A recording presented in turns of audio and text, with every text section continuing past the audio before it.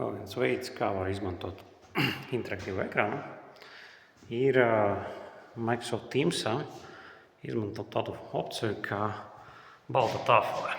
Tātad spiežam kopīgot, kur mums Microsoft Whiteboard, atveras šis rīks.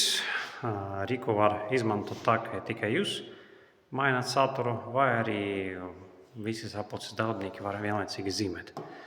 Mēs paliksim vieni paši. Pēc palaišanas tiek piedāvāts izmantot dažāda veida sagatavs, kas ir ļoti labi, var atvieglot dzīvi, bet paņemot tukšo pamatni, kur rīki instrumenti mums ir, ņemam, rakstam rīku un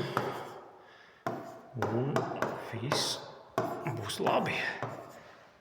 Jā, viss būs labi. Tā. Pārējais jau, kā saka, prakse un tehnikas lietas.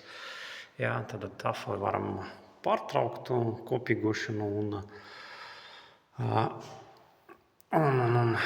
pabeigt un saglabāt. Jā, starp citu, tafeli arī saglabājas palikt šajā tā darba grupiņā.